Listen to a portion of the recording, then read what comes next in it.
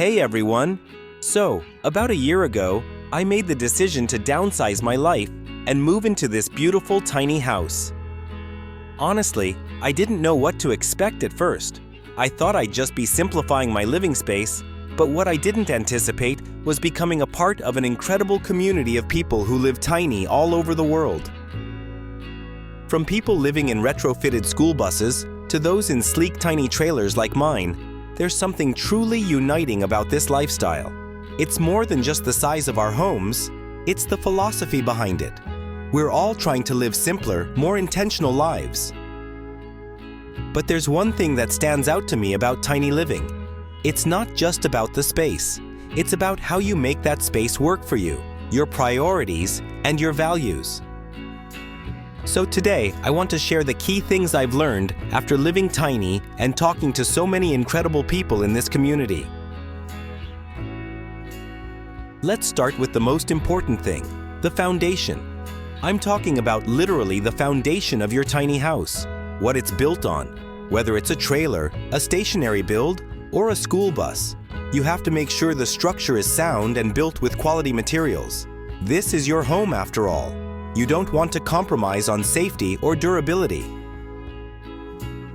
I remember when I first started researching tiny houses, I didn't know much about trailers, insulation, or even how to design a layout that would work for me. But trust me, your foundation matters.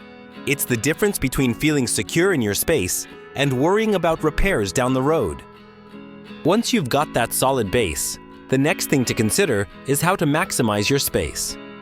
Multi-purpose furniture is the name of the game when it comes to tiny living. In my home, every piece of furniture serves more than one purpose.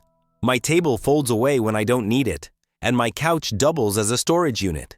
It's all about making your space adaptable. Here's a tip I swear by.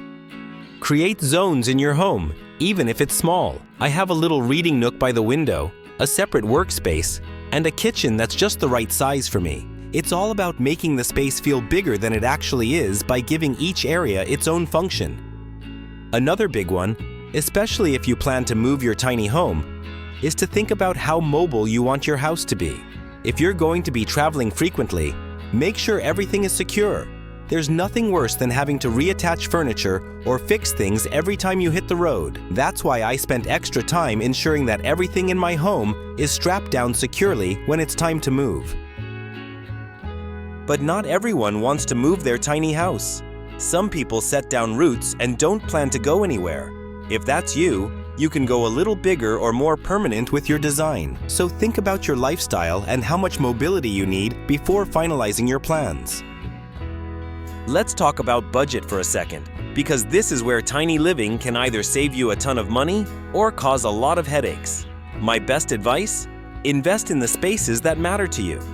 For me, it's my kitchen. I love to cook, so I made sure to allocate a good portion of my budget there.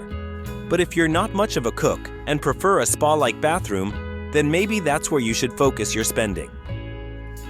There's no right or wrong way to do it. It's about knowing what makes you happy and making sure that those spaces are top-notch.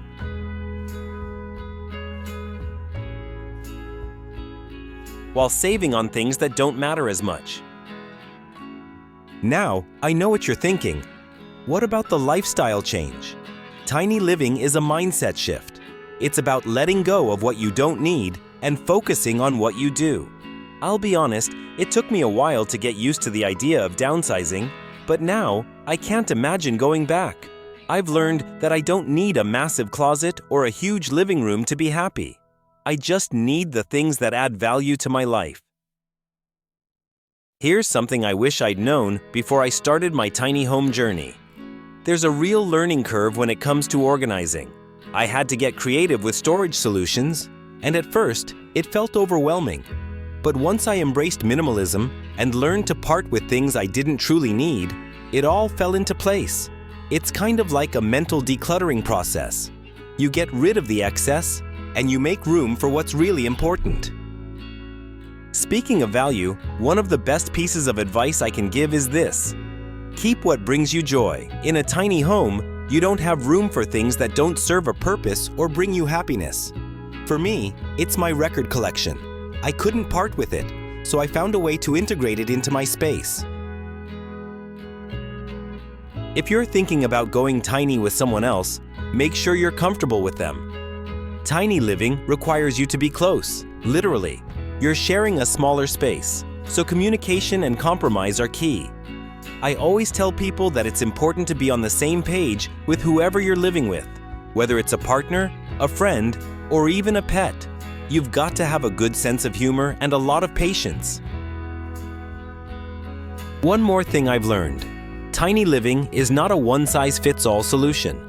What works for one person might not work for another. I've met people who thrive in really minimal spaces, while others need a bit more room to feel comfortable.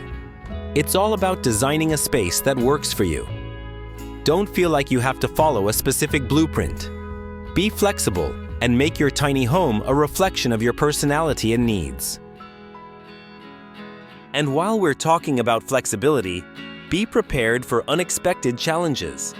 Whether it's learning how to fix something on your own or adjusting to living in a smaller space, tiny living does come with its share of obstacles. But honestly, that's part of what makes it so rewarding. You learn to be resourceful and resilient. There's a real sense of accomplishment in knowing that you've created a space that works for your life and that you've tackled those challenges head-on. I have a video on the most common tiny house challenges. Don't miss out on the life-saving tips. Finally, I want to leave you with this. Know your why. Why are you going tiny? Is it to save money? To live a simpler, more intentional life? To travel more? Whatever your reason, hold on to it. There are going to be days when you second-guess your decision, but remembering your why will keep you grounded and motivated. For me, my why was about freedom. Freedom from clutter, from a high mortgage, and from feeling tied down to one place. And that's exactly what tiny living has given me. So, if you're considering the leap to tiny living, I say go for it. It might not always be easy, but it's one of the most rewarding decisions I've ever made. And I think you'll find that the challenges are worth it when you're living in a space that feels like it was truly made for you. Here's to tiny living and all the freedom, joy, and simplicity it brings. Thanks for watching, and until next time, stay inspired, stay adventurous, and keep living your best tiny life.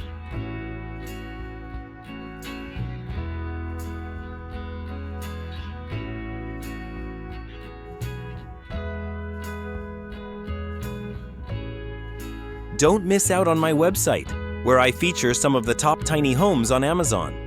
All the links are right down in the description. Happy exploring!